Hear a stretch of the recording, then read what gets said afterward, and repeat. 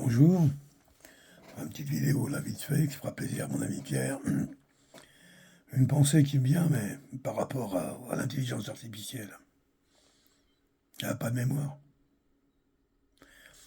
C'est-à-dire que, pour nous en tout cas, je suppose que Sam Altman et puis tous les autres ont accès à autre chose que ce qu'on a nous.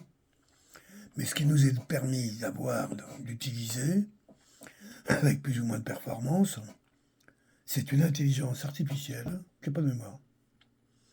Une intelligence artificielle Alzheimer. Et pour qui a vécu avec des Alzheimer, on imagine assez facilement ce que peut devenir cette intelligence et surtout ceux qui vont l'utiliser. C'est très éprouvant, vous savez, d'être face à une personne, surtout si vous avez en plus des sentiments pour elle, qui ne vous reconnaît pas au bout de 3 minutes. C'est très éprouvant de vouloir expliquer quelque chose à quelqu'un qui ne peut pas puiser dans sa mémoire pour retrouver le sens de ce que vous lui dites. Même le sens de vos mots. C'est ça qu'on nous propose. Une intelligence artificielle qui n'a pas de mémoire. Une mémoire de souris. Bon, en bricolant un peu avec ChatGPT, on arrive à bricoler un petit peu. Mais rien, tous les jours, je suis confronté à ça. Je dois vérifier la totalité du travail que je fais avec.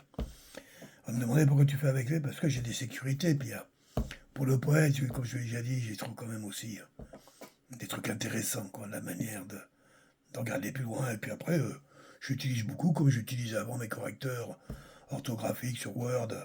Enfin, en tant que je suis plus sur Word, mais c'est ce que j'utilise. Donc j'utilise ça pareil. J'écris un peu comme un cochon, après je mets ça là-dedans. Puis je vérifie, parce que même au départ, je me suis aperçu qu'il me trichait, qu'il m'enlevait des mots, qu'il remettait des trucs. C'est tout un apprentissage, je vous le dis tout de suite. Et il y a peut-être que pour les chercheurs, peut-être pour les mathématiciens, c'est peut-être plus rigoureux.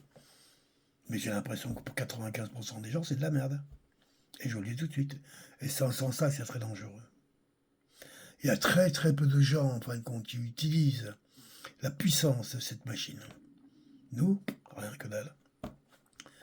Moi, je dois avoir à peu près, je sais pas, 5 ou 600 prompts qui sont rangés, organisés au sein de projets, de règlements, de bazar que j'ai presque des fois envie d'abandonner, tellement que ça m'emmerde. Je passe tout le temps après avec ChatGPT 4, 4.5, 3, 3,5, machin, truc. Oh là là, qu'est-ce que vous croyez? Une intelligence, je dis bien une intelligence, qui n'a pas de mémoire. C'est une intelligence, ça? Non, c'est un outil de performance. C'est un lecteur, c'est une machine qui est capable de lire très très vite, des conneries d'ailleurs. Qu'on prend souvent comme référence Wikipédia. Oh boy. Quand vous savez qui gère Wikipédia et comment c'est géré, garantie que c'est loin de ressembler à de la vérité. Voilà, loin, loin, loin, loin. Je parle pas d'autres outils Internet, comme Google, machin, tous ces trucs-là. Toutes ces approximations, c'est... En fin de compte, l'IA est en train de détruire, vraiment détruire, le beau, le vrai, l'authentique, tout ce côté humain, pour pouvoir prétendre après que nous lui ressemblons, parce qu'elle aura réussi le tour de force à faire croire qu'un humain, c'est comme elle. Hallucinant, non? Alors, si vous voulez découvrir la magie d'Alzheimer, travaillez avec des IA. Bye bye, merci. Bonne journée.